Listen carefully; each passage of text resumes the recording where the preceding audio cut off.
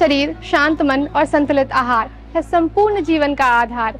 नमस्कार, जोहार, स्वागत है आप सभी का दूरदर्शन के इस कार्यक्रम कैंपस में। इस कार्यक्रम में हम हमारे राज्य के विभिन्न शिक्षण संस्थानों में जाते हैं और वहाँ के शिक्षकों और छात्रों से किसी महत्वपूर्ण विषय पर चर्चा करते हैं। आज हम आए हुए हैं माँ कलावती होम्योपैथिक मेडिकल कॉलेज में और हमारा विषय है आज का होलिस्टिक हेल्थ यानी कि समग्र स्वास्थ्य। आज की इस भागदौड़ भरी जिंदगी में हम में से कई लोग सिर्फ शारीरिक स्वास्थ्य पर ही ध्यान देते हैं, लेकिन क्या एक स्वस्थ शरीर ही पर्याप्त है? एक स्वस्थ जीवन के लिए मन, शरीर और पोषण का संतुलन होना बेहद जरूरी है। समग्र स्वास्थ्य एक ऐसा ही स्वास्थ्य दृष्टिकोण है जो तन, मन और खान पान को समान रूप से महत्व देता है। योग, ध्यान, संतुलित आहार और सकारात्मक विचार ये सब मिलकर हमारी सेहत को और बेहतर बनाते हैं। आज हम इस संस्थान के शिक्षकों और छात्रों से इस विषय पर कुछ जानकारी हासिल करेंगे और आप तक पहुंचाएंगे। तो आ जाइए हमारे साथ।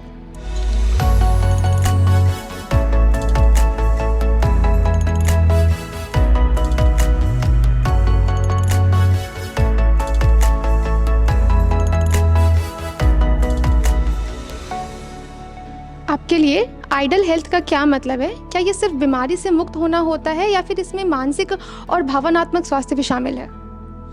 आइडियल हेल्थ का मतलब हो गया it is a state of mental, physical, social wellbeing.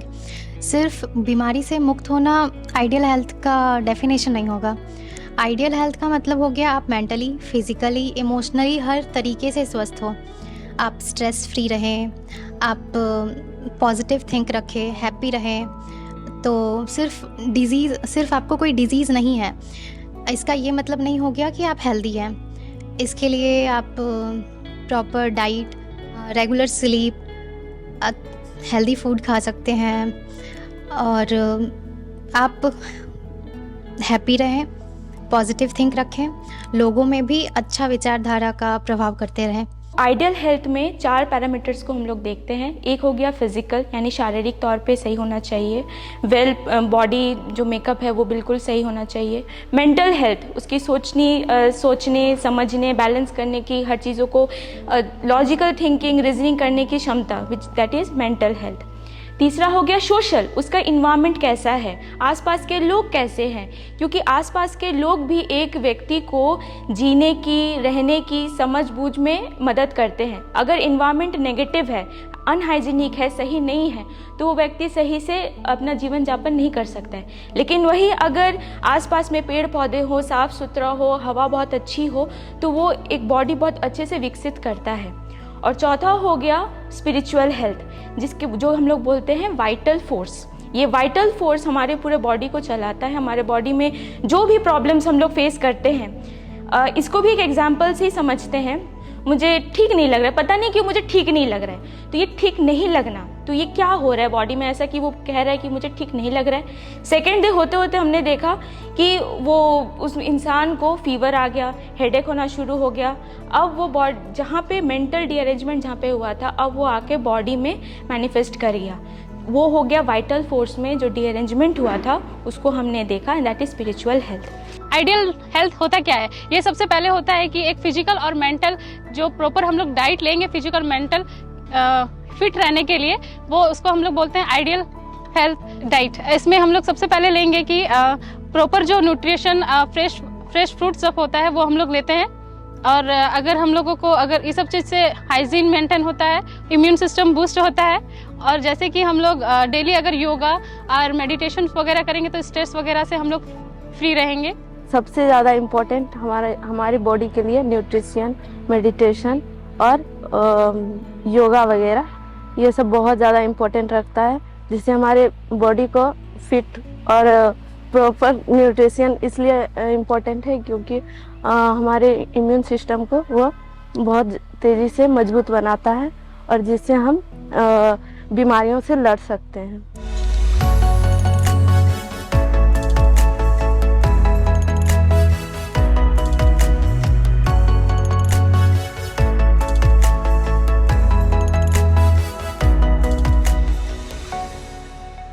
क्या कुछ कॉमन ईटिंग डिसऑर्डर्स है और ये कैसे एक व्यक्ति के स्वास्थ्य को प्रभावित करता है?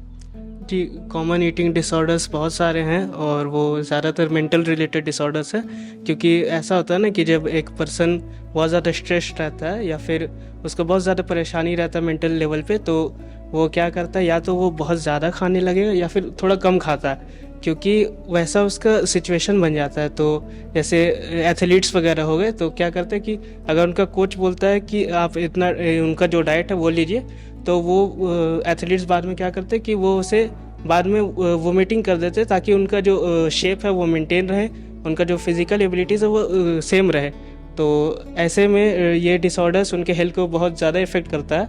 और ऊपर से फिर बहुत सारे बच्चे होते हैं जो क्या करते हैं कि वो स्पेसिफिक चीज़ें खाते हैं, जिससे कि उनका न्यूट्रिशन वैल्यू जो बॉडी में होना चाहिए वो नहीं रहता है, उनको मेल न्यूट्रिशन हो जाता है और बहुत सारा अलग अलग डिजीज़ हो सकता है। तो इसलिए बोला जाता है कि आदमी को अपने हेल्थ पे ध्यान देना चाहिए।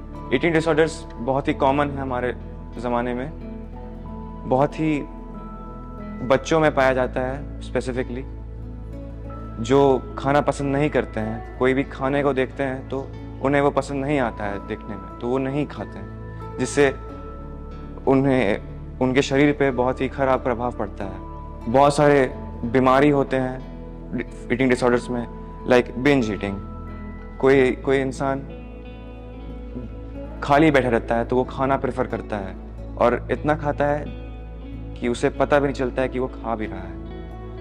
और बहुत ही केसेस में होता है कि ओबेसिटी हो जाता है उसी में। और भी होते हैं मेडिकल कंडीशंस जिससे वो खाना प्रेफर नहीं करते हैं, जिससे मेल न्यूट्रिशन होता है। मेल न्यूट्रिशन में बॉडी के लिए बहुत ही हानिकारक होता है। जैसे कि हम अपने रोज़मर्रा की लाइफ में जंक फूड, फास्ट फूड ज़्यादा यूज़ करने लगे हैं बिकॉज ऑफ मतलब कम टाइम हमारे लाइफ में रहता है इसकी वजह से।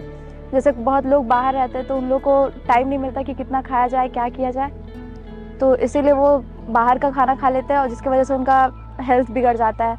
उसके बाद कह सकते हैं कि जो लोग भी बाहर रहते हैं या फिर फैमिली में ही फैमिली के साथ ही रहते हैं पर भी घर का खाना टाइम नहीं होने के कारण घर का खाना नहीं खा पाते और बाहर से खाते हैं, फिर उनका डेली रूटीन बिगड़ जाता है। फिर आप इसको हेल्दी डाइट की वजह से लेके अपना हेल्थ ठीक कर सकते हैं या फिर अच्छा खाना खा सकते हैं बाहर से, या फिर फ्रूट्स वेजिटेबल्स यूज़ कर सकते हैं। अगर आप बाहर का ही रोज़ खाएंगे तो आपके लाइफ में बहुत सारे बीमारियां आने का ये रहता है।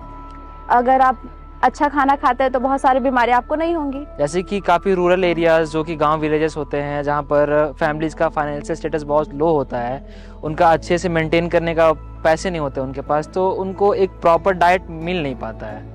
और वो अपने डाइट में सुबह दोपहर शाम में एक मतलब जो मेंटेनेंस के लिए, बॉडी के मेंटेनेंस के लिए जो प्रॉपर और रिक्वायर्ड न्यूट्रिशन होता है वो सफिशिएंट नहीं होता उनके पास, ऐड नहीं कर पाते, जिस वजह से उनका इम्यून सिस्टम काफ़ी वीक होता है। और डे बाय डे मीन्स कि धीरे धीरे फ्रॉम चाइल्ड टू एडल्ट वो वीक हो जाते हैं और काफ़ी सारा इन्फेक्शन, डिजीज़ कंडीशन उन पे जल्दी इफेक्ट करता है अकॉर्डिंग टू जो हेल्दी पर्सन होते हैं उनके।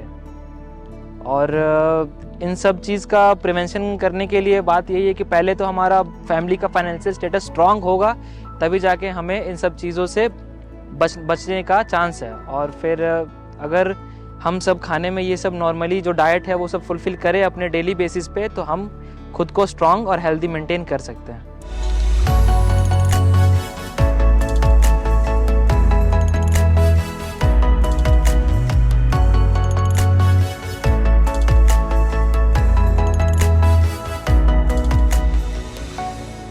अत्यधिक वजन कम होना या मोटापा किस तरीके से गंभीर स्वास्थ्य समस्याओं का कारण बन सकता है? एक्सट्रीम वेट लॉस जो होता है उसमें बहुत सारे सीरियस हेल्थ इश्यूज हो सकते हैं, जैसे कि जो बॉडी है उसको एडिक्वेट कैल्शियम, मिनरल्स, विटामिन्स वगैरह नहीं मिलते हैं, तो उससे क्या होता है कि मैल न्यूट्रिशन होता है। मैल न्यूट्रिशन से क्या होता है, वीक इम्यून सिस्टम हो सकता है। वीक इम्यून सिस्टम में ये होता है कि जो बॉडी का जो इम्यून सिस्टम है वो इतना ज़्यादा वीक हो जाता है कि वो प्रोन टू इन्फेक्शंस हो जाता है, जैसे कि एकदम माइनर डिजीजेज है जैसे कि कॉफन कोल्ड, कॉमन कोल्ड, ये सब होने लगता है जो इंडिविजुअल है जिसको ये अफेक्ट करता है। और जो हमारा जो बॉडी का जो इम्यून सिस्टम जो ख़राब होता है उसकी वजह से हमें ईटिंग डिसऑर्डर्स भी हो सकते हैं, क्योंकि इम्यून सिस्टम मेंटली भी अफेक्ट करता है, फिजिकली भी अफेक्ट करता है। तो उसमें क्या होता है, हमारा जो ईटिंग डिसऑर्डर है जो एक इंडिविजुअल फेस करता है, eating disorder such as anorexia nervosa and bulimia nervosa. Obesity means मोटापा जो हर लोगों में आजकल कॉमन है, उसके वजह से डायबिटीज़ हो रहा है लोगों को, ब्लड प्रेशर बढ़ रहा है, कोलेस्ट्रॉल बढ़ रहा है, जिसकी वजह से हार्ट डिजीज़ के चांसेस बहुत ज़्यादा बढ़ रहे हैं लोगों में। ये फिर उसके बाद जॉइंट्स में पेन बढ़ रहा है, क्योंकि ओबेसिटी के कारण जो हमारा वज़न है सारा प्रेशर जॉइंट्स में पड़ता है, जिसकी वजह से जॉइंट्स में पेन आ रहा है। देन कैंसर के चांसेस बढ़ रहे हैं, जैसे कि किडनी कैंसर, ब्रेस्ट कैंसर।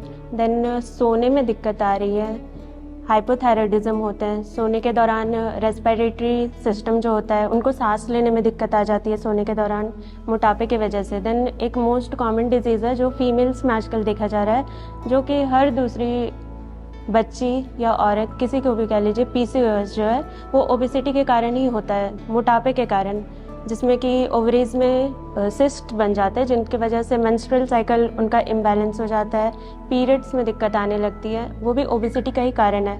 तो ओबेसिटी में हमें एक्सरसाइज करना चाहिए, बैलेंस डाइट लेना चाहिए, हेल्दी फूड खाना चाहिए ताकि ओबेसिटी ना हो, रनिंग, वॉकिंग एंड ऑल, ताकि मोटापे से बचे और हर एक तरह की डिजीज़ से बचे। वेट लॉस जनरली होता है जैसे कि ज़्यादा ऑयली फूड खाने से, और स्लीप वेक साइकिल भी, मतलब अच्छे से एक्टिविटी, फिजिकल एक्सरसाइज नहीं करना, देर से सोना, मतलब मोबाइल भी यूज़ करना है, हैम्पर करते हैं मतलब। और जैसे खाने में ज़्यादा ऑयली चीज़ खाते हैं, जैसे फास्ट फूड हो गया, गोलगप्पे, सब जो आजकल चल रहे हैं रेगुलर चीज़ें बेसिकली। और उससे अगर हम लोग को बचना है, मतलब वेट लॉस मतलब अगर नहीं, मतलब अच्छा, मतलब डाइट अगर मेंटेन करना है, उसके लिए अच्छा खाना खाना पड़ेगा, कैलोरी वाला, फाइबर जो जिसमें हो, राइस, ग्रेन, और एक्सरसाइज भी अच्छा होना चाहिए, मतलब डेली अपना एक्सरसाइज करना चाहिए वेट लूज करने के लिए। ओबेसिटी इज़ ए डिजीज़ जिसे हम हिंदी में मोटापा कहते हैं। ये डिजीज़ ज़्यादा मात्रा में फूड कंज्यूम करने से होता है।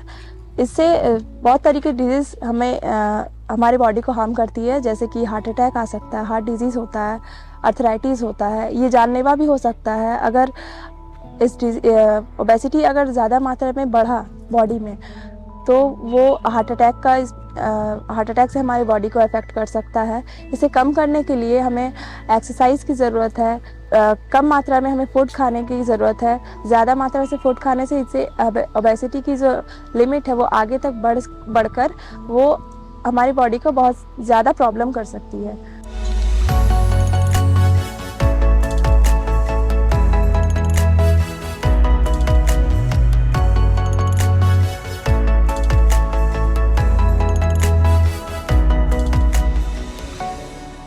हेल्दी डाइट के क्या क्या मुख्य कंपोनेंट्स हैं?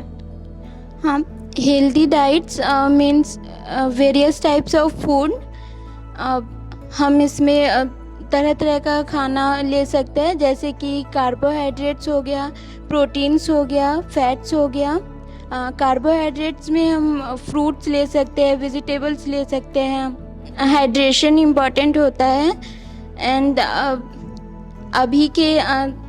अभी के जनरेशन में जैसे अनहेल्दी फूड्स खाते हैं, वो हमें नहीं खाना चाहिए। एंड हमें एक्सरसाइज डेली करना चाहिए, हमें एक हेल्दी लाइफ स्टाइल मेंटेन करना चाहिए।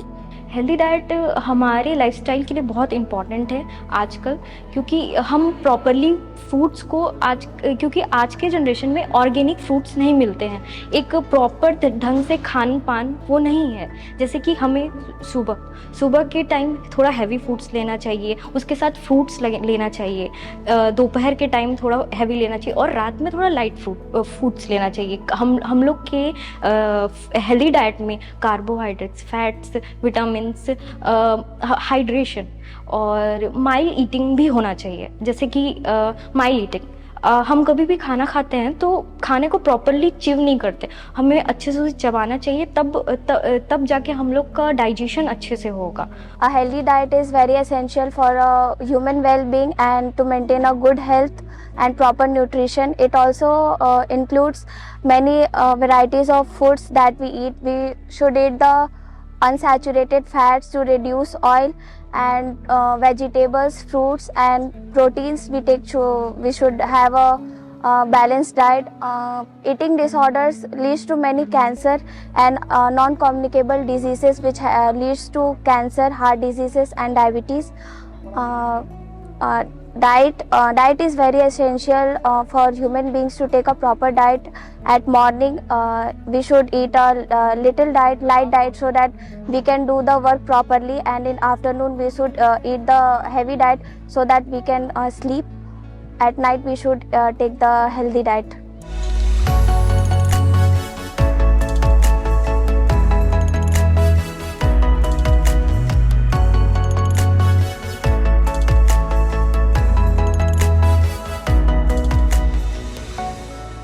अच्छे स्वास्थ्य को बनाए रखने में व्यायाम और नींद की क्या भूमिका है?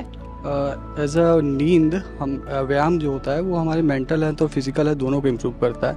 अगर व्यायाम करते हैं तो मेंटल हेल्थ में फ़र्क पड़ता है कि हम लोगों को नींद ठीक हो जाती है और इंसोम्नियाज़ का हम लोग को फ़र्क पड़ा। इंसोम्निया में हम लोग को रिलैक्सेशन मिलती है।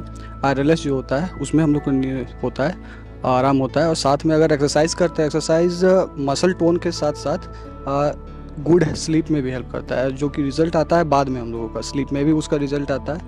और एज अ एल्डर जब हम लोग एल्डर होते हैं तो मसल टोन के साथ साथ बोन स्ट्रेंथ में भी हेल्प करता है, जो कि आगे चल के एल्डरली में हम लोगों को हेल्प करता है बाकी सारी चीज़ों में करेंगे। पहले अगर नींद की बात करें तो नींद एक बहुत ही फंडामेंटल चीज़ या जैसे कहते हैं ज़रूरी चीज़ है हमारे बेसिक ज़िंदगी के लिए, क्योंकि इसके थ्रू हमारे वजह से जो भी हमारी डेली वर्कआउट है या जो रोज़मर्रा की काम है उसको पूरा करने में, उसके बाद जो हमारी थकान होती है उसे मेंटेन करने में, दिमाग को एक स्थिरता देने में ये आराम देता है।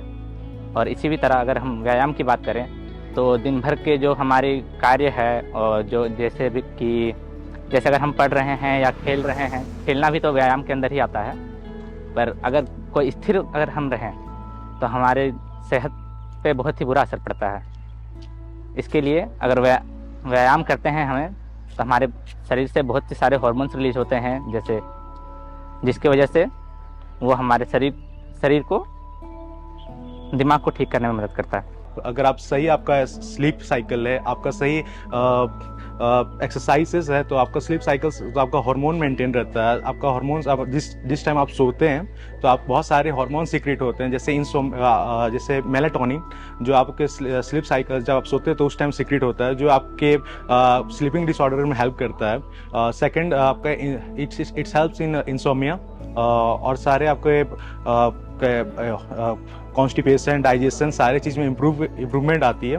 और आप एक्सरसाइजेस वगैरह से आपका कंसंट्रेशन इम्प्रूव होता है, endurance it improves in endurance and stability. सबसे पहले हम लोग देखते हैं जैसे हमारा इलेक्ट्रॉनिक डिवाइसेस होते हैं, जो स्क्रीनिंग टाइमिंग होता है वो काफ़ी ज़्यादा हो जाता है नाइट में, जिसकी वजह से हमारा स्लीपिंग बैलेंस बिगड़ जाता है और हमारे बायोलॉजिकल क्लॉक भी बिगड़ जाता है, जिसकी वजह से डायबिटिक पेशेंट बन जाते हैं, कभी हाइपरटेंशन का प्रॉब्लम आ जाता है, कॉन्स्टिपेशन में प्रॉब्लम आ जाता है। दैट्स वाई कि हम लोग विदाउट मेडिसिन भी हम लोग इस चीज़ को रिड्यूस कर सकते हैं, कम कर सकते हैं एंड जो हमारा स्लीपिंग टाइमिंग है वो हेल्दी रख सकते हैं अपना। जैसे कि हमारा बॉडी जो वर्क करता है, हार्मोनल बैलेंसिंग होता है, वो हम लोग करेक्ट कर सकते हैं।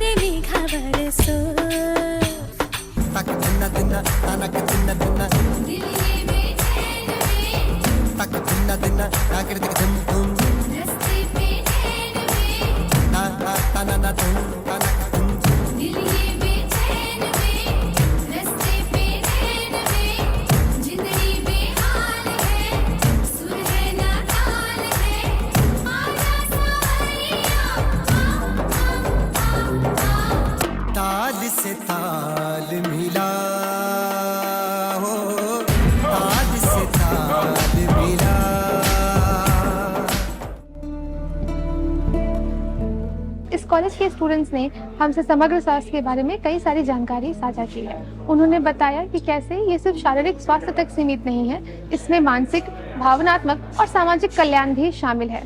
स्टूडेंट से तो हमने बात कर ली, अब चलिए यहाँ के फैकल्टी से हम बातचीत करते हैं, देखते हैं कि वो क्या रोशनी डालते हैं इस विषय पर।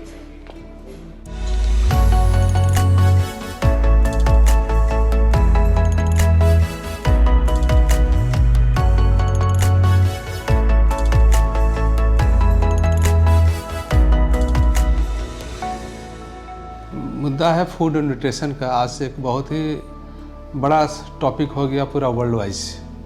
अमेरिका जैसा बड़ा कंट्री भी इससे परेशानी में जूझ रहा है। आज वहाँ मोटापा, ओबेसिटी बहुत तेज़ी से फैल रहा है।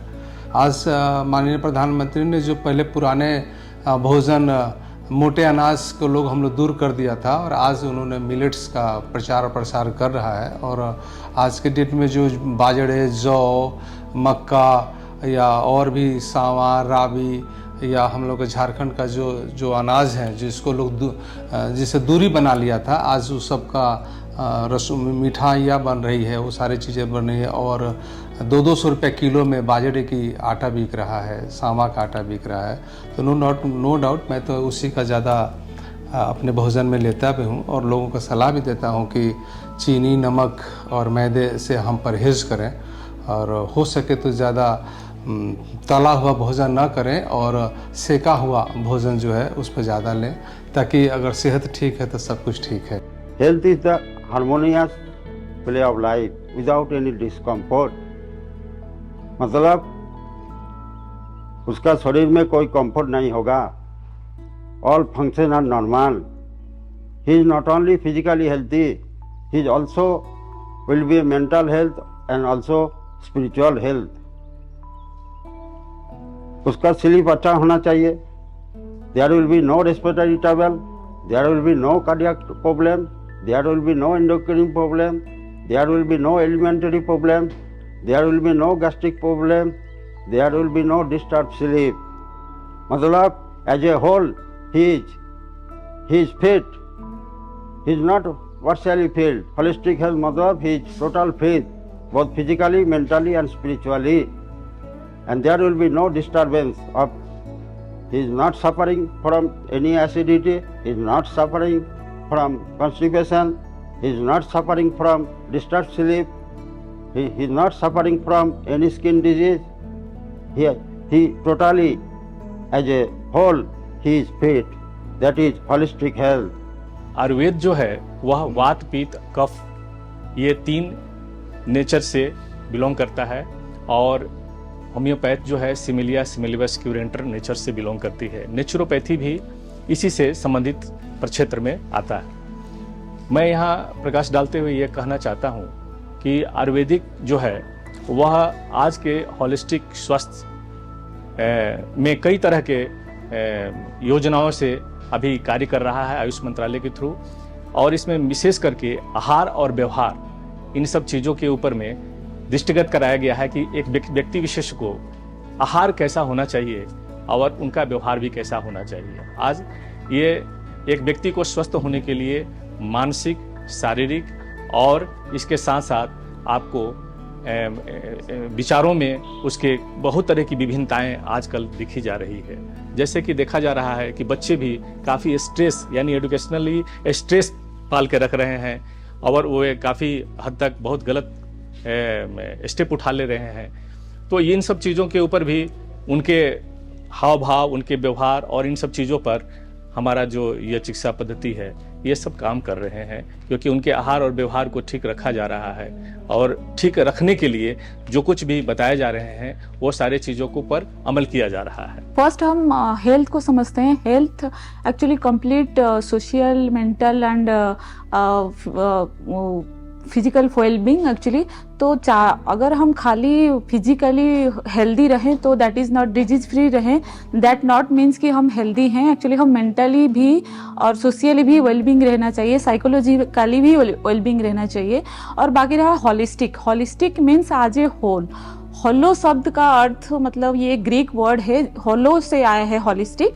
इसका मतलब एक पेशेंट को टोटली ट्रीटमेंट करना, उसका फिजिकल हेल्थ भी रहना चाहिए, मेंटल हेल्थ भी, साइकोलॉजिकल एंड सोशल हेल्थ भी, इकोनॉमिकल हेल्थ भी मेंटेन होना रहना चाहिए, जिसमें होम्योपैथिक बहुत ही बड़ा अवदान प्ले करता है, रोल प्ले करता है।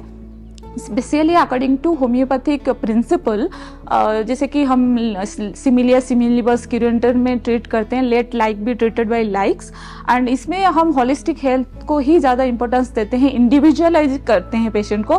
पेशेंट जो हम होम्योपैथिकली स्पेशली देखते हैं, हम एक पर्टिकुलर डिजीज़ को नहीं देखते हैं, एक पर्टिकुलर पार्ट को नहीं देखते हैं। जैसे कि कोई बॉडी पार्ट में अगर आपका इंजरी हुआ है, बर्न हुआ है, तो दैट मीन्स नॉट कि ये पार्ट ही अफेक्टेड है, वही पार्ट में ही पेन हो रहा है, मतलब आपको बॉडी को ही फील होता है कि हम सिक हैं, फीलिंग सिक।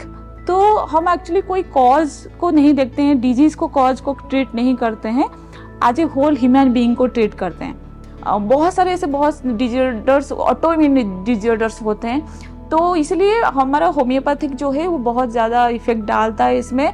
और ओनली फिजिकल हेल्थ को इम्पोर्टेंस देना नहीं है, होम्योपैथिक में मेंटली हेल्थ, साइकोलॉजिकल हेल्थ को भी इम्पोर्टेंस दिया जाता है, ऑल्सो प्रिवेंटिव मेजर को भी इम्पोर्टेंस दिया जाता है। Holistic nutrition is a natural approach to healthy eating that take into all aspects of well-being, such as health history, lifestyle, dietary preferences, and your like and dislike are also considered to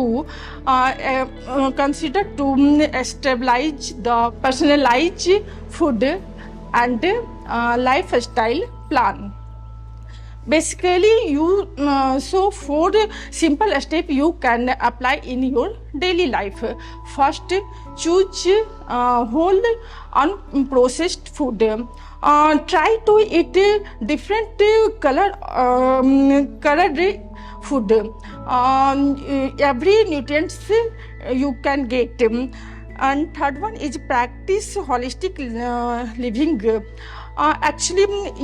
Nutrition is a great way to healthy life, but do some physical exercise like meditation, yoga you can also do. आज के इस कार्यक्रम से यह स्पष्ट होता है कि समग्र स्वास्थ्य सिर्फ शारीरिक तंदुरुस्ती तक सीमित नहीं है, बल्कि मन की शांति और भोजन की गुणवत्ता पर भी निर्भर करता है। एक संतुलित जीवन जीने के लिए शरीर की देखभाल के साथ साथ मानसिक शांति और संतुलित आहार भी होना बेहद जरूरी है। स्वस्थ शरीर में ही स्वस्थ मन बसता है और सही आहार से ही जीवन मुस्कुराता है। संतुलन रखिए, खुशहाल रहिए, क्योंकि सेहत ही सबसे बड़ी दौलत है। इन्हीं विचारों के साथ हम लेंगे आपसे विदा और मिलते हैं कैंपस कार्यक्रम के अगले अंक में किसी नए शिक्षण संस्थान में किसी नए विषय के साथ। तब तक के लिए जोहार, धन्यवाद।